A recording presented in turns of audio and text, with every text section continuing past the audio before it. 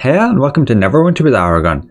So I got the opportunity to interview the new CEO, Jack Emmert. He's returning back to Cryptic Studios after 10 years away. So I will first play the intro video where he introduces himself, and then just some gameplay in the Imperial Citadel where I ask some questions and give some opinions about the state of the game with the new CEO. Hi, everyone. I'm thrilled to share that I'm back at Cryptic Studios as its CEO. For those of you who may not know me, I'm Jack Emmert. Back in 2000, I co-founded Cryptic Studios and helped lead the studio during its groundbreaking era with the releases of Star Trek Online, Neverwinter, and Champions Online. After 10 years of going on my own adventures, though, I've decided that now is the perfect time to come back home. Cryptic's games have always been more than projects to me. They're living, unforgettable worlds that I love developing and playing. Coming back feels like revisiting old friends and rekindling the spark that inspired the studio from its beginning. There's so many reasons why I chose to come back, but the main one is you, the fans. I'm going to do everything I can to live up to your expectations and to the expectations of the Cryptic team. I want to make sure that together we make our games flourish. The other big reason I'm returning is Arc Games' commitment to Cryptic Studios. Arc has given us the support needed in order not just to maintain our games, but also grow them. In fact, our teams today are bigger than when I left. If you're a current player, thank you, and I'll see you in games sometime. And if you've once played one of our games and are curious about what's new, come on back. Let's relearn the magic together. That's it for me now, but I'm very excited to be back to recapture the spirit of what made Cryptic so incredible and to lead the studio to an exciting future. What kind of lessons do you think you'll be bringing from your other experience now to Neverwinter?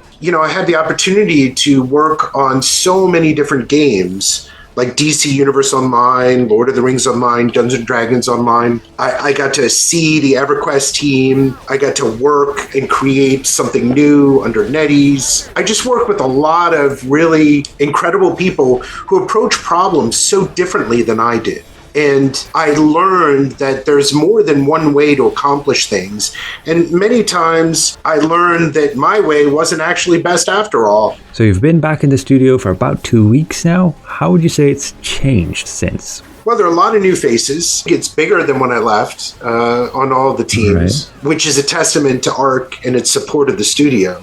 Just, better organized, I would say. I was probably not good on that end. What kind of challenges do you want to address with this new studio? Well, I think that number one, it's getting the team all together, making sure that we create a new Cryptic with new goals and new values. I think that I want to re-engage with players that have dropped off over the years and say, hey, come on back. There's a lot of good stuff, as you know. I want to make that as easy as possible. So for returning players, they won't need to go through a whole bunch of videos. And that's our fault at Cryptic, right? We need to make it easier than that. And we need to clearly communicate, where the games are at, how you can enjoy them. And I think the third thing is just prove that, we're continuing to make content. These games are supported.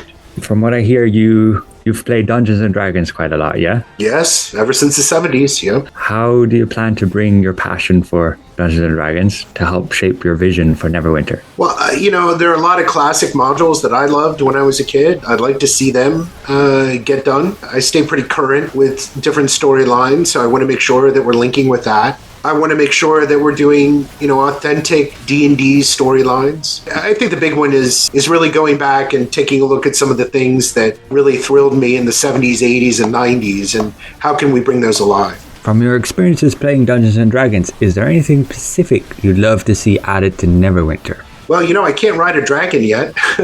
We've never actually battled gods. We've never really traveled the planes. We've never gone to the abyss. Is there any kind of teaser you could give for the next module or two? No, I'm still getting my feet wet. I'm not going to overturn the apple cart yet. The guys have really good plans. My main focus right now is just learning the team, learning the games, relearning the games, and also trying to make it easier for folks like me that haven't played in 10 years to be able to get in and have fun. But just as like some info, what I would love to see added in terms of classes, Yeah, sure. is additional Paragon paths. So right now, well, they're not really called Paragon paths anymore, but basically each class has 2 paths. It would be really cool to see them get added like another path. Say, for example, Paladin. Right now, it's since the Module 16 big rework, they got very much stuck into playing healer or tank. That's it. And if they could have a third path, then they could potentially have a damage dealer path, taking some of the powers. So more Paragon paths, or what used to be called Paragon paths. Yeah, that's what I'd love to see added. So and more builds. Yeah, sure. Yeah, it wouldn't necessarily like require a ton of work, I would say, if you could just take many of the abilities that already exist between the paths. And there's also some abilities which we kind of got cut out in the Module 16 rework. Yeah, let me ask you a question about Module 16. Would you be interested if we had a server where you could play what the combat system used to be like? The classic version. Yeah. I think it could be really cool. It's just the worry with that, I think a lot of players have, is that it would take a lot of the development time away from the current existing game. Yeah, they fear that doing that would take development away from how the game is right now. Like, there's a lot of people, newer players specifically, who enjoy how the game is now, but there's a lot of us who've played for a long time, want that nostalgia of how the game was. Well, yeah. So it could be really interesting if there was to be something where you could create a character and it would have the playstyle of how it was before, but in, say, an isolated environment, just kind of a testing ground. Yeah. Of course, the more popular it is, the bigger the team we put on it. But we don't want to sacrifice our current game whatsoever. People love it. I love it. People are playing it. I would never do anything to jeopardize it. If we were to do a classic, that would be something else altogether. So another question, move to a different topic. Live service games, they depend a lot on player trust. So what's your approach to rebuilding and strengthening the trust with the players? As of late, the development team has kind of been a bit disconnected. We've only recently been getting more information, and actually having a new community manager now helps quite a bit. But yeah, there's a bit of lack of trust. You're right. I mean, let's not beat around the bush. It's been a complicated year. Over the past year and a half for Cryptic. But now that we've split off from an Embracer, we are with ARC, we're 100% independent, we can make our own choices. But I think the most important thing is to be honest, to communicate on a regular basis, which I plan to do. I plan to have quarterly live streams so that people can ask me questions and give ideas like you just did. And so that, people will know I'm in game playing. I'll tell you right now, I'm playing Undermount. I'm just trying to get my feet wet again. Basically, I bought the 50K pack to kind of get my guy up. I was at 19,000. Now I'm at like 48, 49,000. Yeah. I did Rothe Valley, which is, we built back in the day, to get an idea of what they did with the old content. Undermountain was done by Cryptic after I left, so I'm trying that, and then I'm going to bounce over to Red Harvest. So you can tell, like, I'm in game. I'm experiencing the same stuff anybody else is, and I think that's important. Definitely, yes. To know that the CEO is there doing it. I'm not just looking at spreadsheets. But in terms of in-game items specifically, over the past year, there's been quite a few issues where the new items very much obtained by like monetary means, like you would need Zen to buy them, and they were just not functioning as advertised. And many still do not function completely as advertised. Yeah, give me the list and let's get them fixed. It's just inexcusable. It's just I can give you a list later. Yes. Yeah, just give me a list and we'll fix it. Yeah, okay. I have definitely read the forums. I've seen that things have gone out buggy and with issues. Right. It's just unacceptable. The question is, do you have plans to improve and strengthen the quality assessment of the Yeah, because I'm going to be doing the playtest alongside QA, so yes. Okay, very good. We just had a new lockbox come out, and there's an artifact that people could obtain, but they could not open the box to actually use the item. This is something that could be caught so easily with a little bit of extra quality. Yeah, no, I mean, it doesn't, there's zero reason for it. It's something that I do a lot of personally, testing new items whenever they release, checking do they work properly, checking with the mechanical formulas and everything, because especially on the high level in the game, those endgame players like to min-max all the stats and stuff. So they want to make sure that anything that's new that's introduced actually works how, say, the tooltip says. Well, that's something I personally do a lot, and I'd be happy to do a lot more of. I just need the support in terms of having access to those items. Like a year ago, they used to, the previous dev team, update the preview test server all the time and keep that updated like a little bit ahead of the live service game. And what that meant was that these items could be tested beforehand and we could give reports to the devs. And I'm hoping that it could come back to a state like that. I have spoken with the community manager and he says he's pushing for it. But yeah. That's the first I've heard of it. So yeah. Better incentive. That's all you want is a test server? Jesus. Yes. It's a place that we can actually check these items and confirm them. Basically just so that players can help with the quality assessment of items before they come out, so that we don't end up in situations where they just don't work or they work differently to what's said. I'm sorry. I mean, it's unacceptable. It's okay. You're new here, but yeah. Yeah, I'd be ticked.